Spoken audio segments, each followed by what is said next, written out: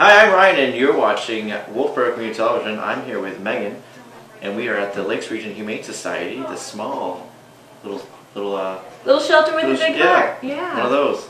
Same as yours. Yes. That's how we can remember it. Yes. I just couldn't, for some reason, think of the word shelter, and I'm like, it's not a shelter to me. It's like it's more of a safe haven. It is a safe haven. Yes. Yeah. So what's going on this month in June? Well, I'll give you an update. I know we talked a lot about the Sweet Paws court case, that we were holding on to 7 dogs for the personal dogs for the Lorinda Miller, the owner and operator of Sweet Paws. Those 7 dogs, during the court date that was finally set, she surrendered ownership of them to us. So we've been able to place 5 of the 7 into homes already. Wow. I think one might be going home today. Ooh. Which leaves just Anastasia, the American Eskimo dog. Yep. She's a little feisty. She chooses to like who she likes, and if she doesn't like you, too bad. Typical girl. Yeah. Nice. Yeah. So she's a little fickle. She's gorgeous.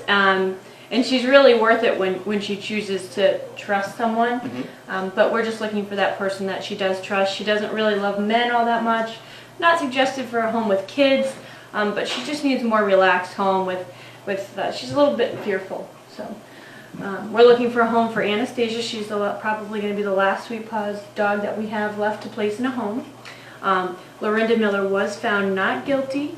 I know in general the animal welfare world feels a little disappointed in that verdict, and we're going to be working with local law enforcement just to get a better understanding of the laws, and when you bring someone to court for something like that, neglect, what does neglect actually mean? Because that was a big debate during the court cases. They had shelter from the elements, Yep. but was that shelter clean? No, it wasn't clean at all. I wonder if it differs between states too, for what It neglect does. is, because all animal control stuff is a little different for each county and each state. And Yeah. it's a little confusing, so it'd be good to It have is. that clarification on what that is, so people out there can look for that and know when to call their animal control officer. Yep, it really needs to be an educational thing that happens on a state level, at the State House. We need to sort of specify the rules surrounding animals, because they're pretty lackadaisical and open for interpretation. So we need to kind of chisel them down and make them more specific so that animals have the rights that we believe they deserve. So what, other than that, what dates should the people out there save for the upcoming in June? Yeah, well, June kicks off our first fundraiser, which is the Lakes Region Humane Society Fashion Show. So I'm ready for that. Yes, you are. You're looking very dapper today. So we're having that at Bald Peak. Yep. It's a luncheon. We use local fashions from around the lake.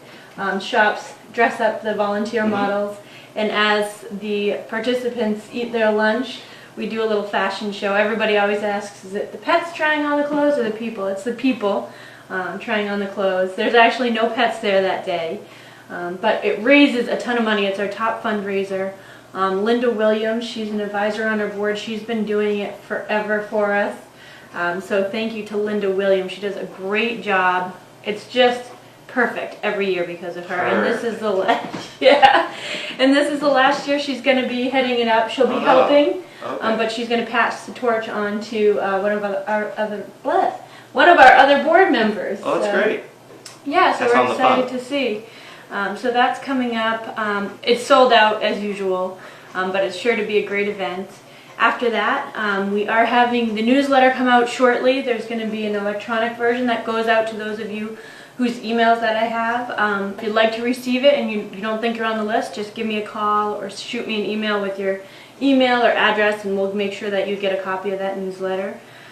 We also have the East of Suez Summer Gala. It's the 2nd annual. It started last summer. Wow. So we go to East of Suez, which is in Wolfeboro. It's a dinner fundraiser. There's appetizers, family-style dinner. It's a BYOB restaurant. Tickets are $40 per person. And that's going to be June 29th at 6 p.m. Following that, if you want to really plan ahead, in September we have our annual Play for the Pets golf tournament, which will be held at the Kingswood Golf Club in Wolfeboro. Let's see, that's going to be, let me check the date, September 16th.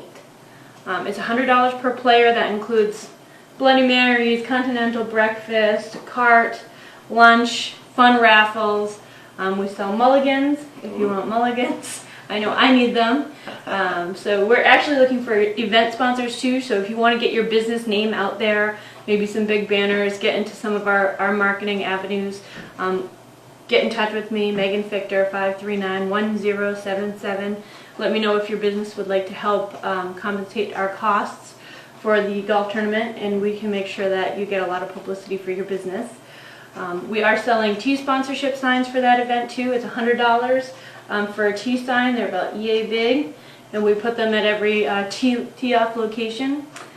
So you can do that as well. I know we have a great many generous businesses who take us up on that offer, and we appreciate that. Other thing is we're going to be offering dog training classes. It's coming up this Saturday in June, the very first Saturday. So that's going to be June 4th. They're going to run through July 16th.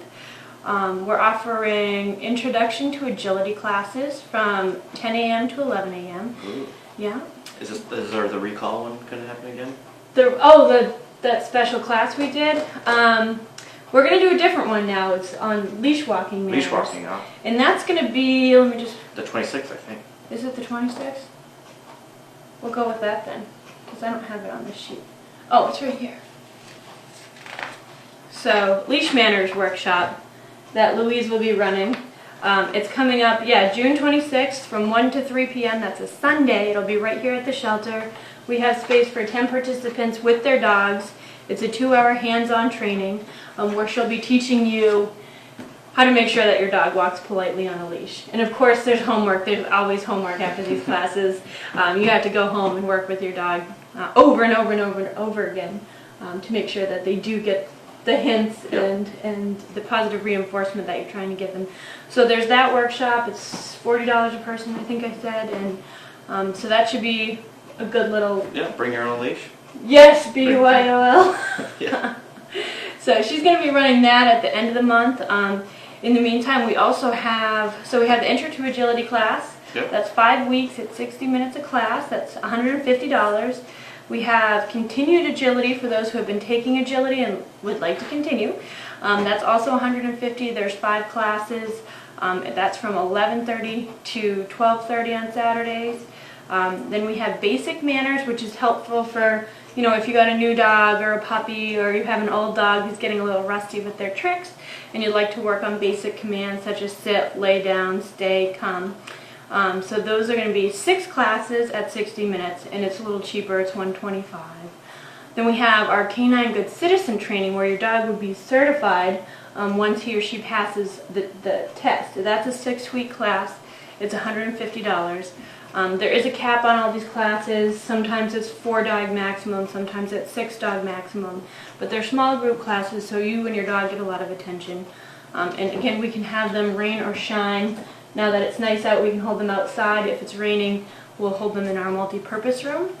So if you're interested in taking any of those training classes or scheduling a private consultation to work on something unique that your dog is experiencing, feel free to give us a call. Ask for Louise, our dog trainer, at 539-1077. That's great. I know that I get a lot of people asking me when I post this show on Facebook, what could they do to help the shelter for donations and such. And they happen to have this nice list here. I was going to read it out loud real quick. Baking soda, they always need bleach, dryer sheets, laundry detergent, dish soap, Mr. Clean magic sponges, Windex, hand soap, paper towels, TP, toilet paper if you didn't know what that was, 13-gallon trash bags, dish sponges, dog and cat toys, dog treats, cat condos, tunnels or trees, brooms, dustpans, printer paper, peanut butter, collars, and leashes. And what was the number one thing? The number one thing we're always having to go out and buy, and we wish we didn't have to do this, is canned dog food. And we're very specific. We feed pedigree, chopped chicken, canned dog food, chopped chicken. They sell it at Hannaford's, they sell it at Walmart. So we usually have to run down the street and pick some up at Hannaford's. So if you're ever at a Walmart and you see a bunch of them, buy them up for us if you're looking to donate something. We go through them very quickly.